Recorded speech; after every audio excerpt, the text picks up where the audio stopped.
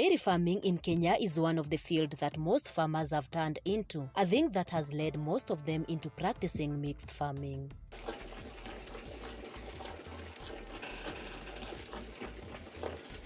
Having entered into this, most of the farmers have joined together and formed their own cooperatives, which enables them to market their products not only in Kenya but internationally.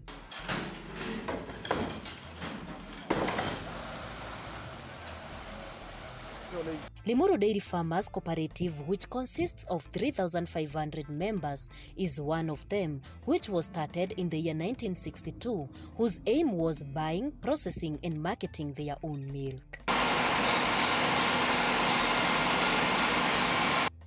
To enable the milk delivery on time, since they only had one cooler, which was situated at Limuru town, the management divided the farmers into 5 zones, which consists of 37 collection centers within the constituency. Through the farmers and the management efforts, they became the leading cooperative, where they started educating other cooperatives on farming techniques, which was aimed at increasing their production. We realized that we can only succeed through member education. We therefore started by recruiting a team of extension workers who are conversant with the current farming methods, dairy technology, and we have education whereby our members are being taught on calf rearing, better feeding methods, so that we can be able to increase the volume. It is during this period that they were able to install not only coolers, but also they acquired milk pasteurizers and packaging machines, which earned them an extra coin after adding value to their milk, where they got market all over the country, until when there was a change in the management leadership that the cooperative started going down in terms of value addition and packaging. These machines, first of all, when this processor was established, 20 years ago, they were second-hand machines. The farmers could not afford new machines. So most of the machines are pre-1945 machines. They have been nursed and given a second life over the years, trying to sustain operations. But in 2012, the main packing machines broke down. The farmers didn't have money to buy the spares, and the spares were more expensive than replacing them with new machines, so it closed down. Wakati huu sasa tunajaribu kuangalia the leaders wenye wako na transparency, watu wazuri wenye tukianza hii mpango wa kupack maziwa dairy yetu haitaanguka tena. For a period of 10 years, this factory has been out of business due to non-operational machines, despite their high rate of milk production and more farmers joining the cooperative. We are doing a lot to try and revive this stalled plant. It was the hope of farmers in the larger Kiambu. It was the second processor in Kenya, but it stalled in 2011, so this 10 years since it last processed.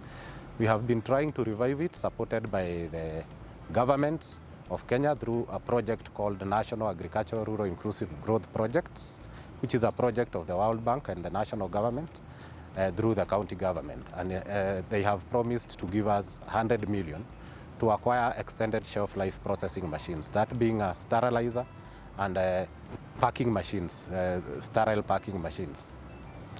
Currently producing 25,000 liters per day.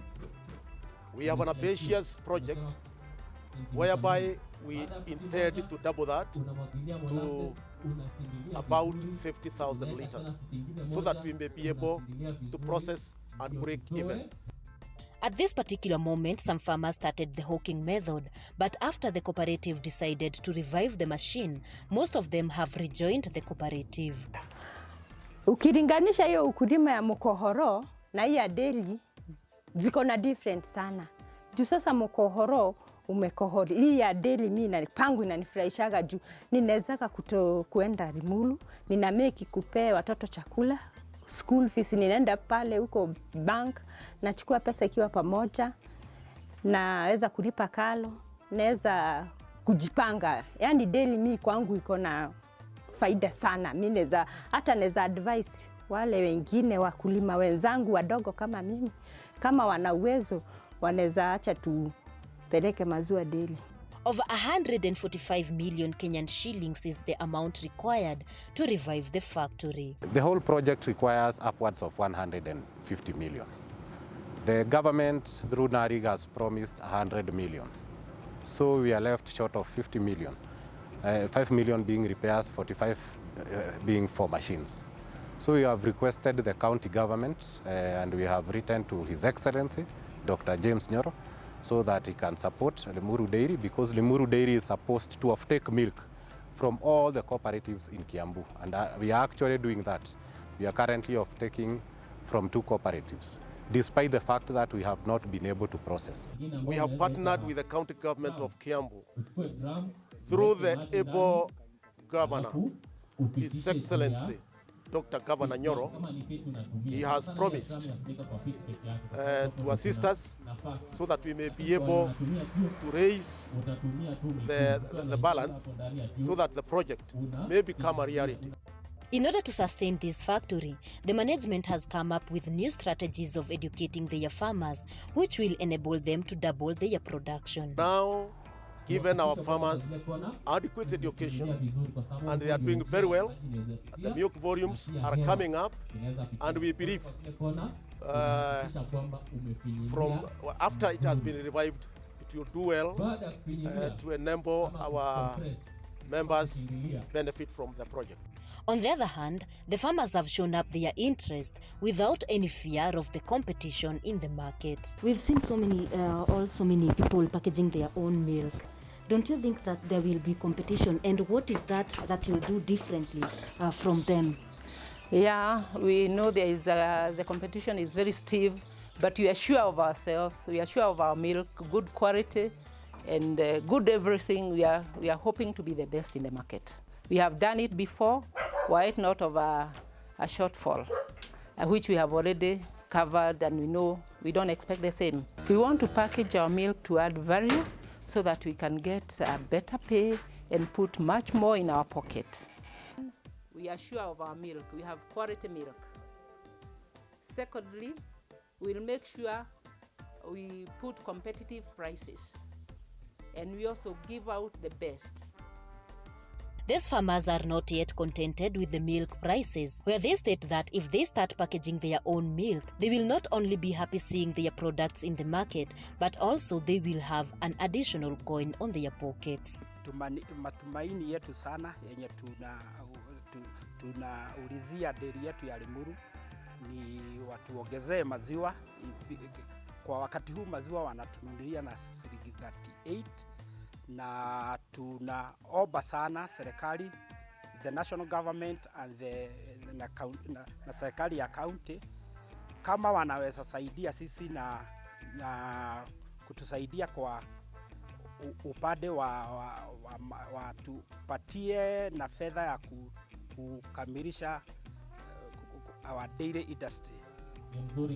This will help us to do value addition to our milk, and by so doing, the cost of packaged milk is relatively higher than raw milk, and by so doing, this we will sell at better prices, and consequently, we will be able to pay our farmers relatively better than we are doing at the moment.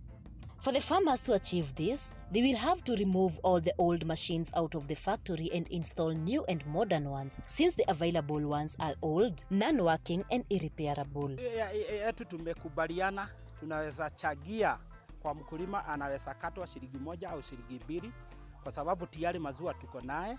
Our production yetu imeshaenda juu. Kwa hivyo tutashikana pamoja na our leaders na tukubaliana watukate kitu kidogo kwa upande wa maziwa, ili tuweze kushikana na our national government na county government, ili sasa to revive hiyo process. I have been looking for people of goodwill, like His Excellency, the governor and the national government, to help us buy new packing lines. And we want now to go the UHT way, because 3-day milk has no market anymore. People are willing to buy milk which will have a longer lifespan in their kitchens. So we want to put up an extended shelf life processing line, which will cost, as I had said, 145 million. If this sleeping giant awakes, the plant will be able to buy milk not only from their farmers, but also from the neighboring sub-counties of Kikuyu, Lari, Kiambaa, and Gatundu. Apart from tea and coffee, which are the main leading cash crops in Kiambu County, dairy farming is termed as the third, where most of the farmers have started to embrace the farming by introducing new techniques to increase the production. The aim of the farmers from this cooperative is not only to increase their production, but also to add value to their product, and by doing so, they believe that an extra coin will be added onto their pockets.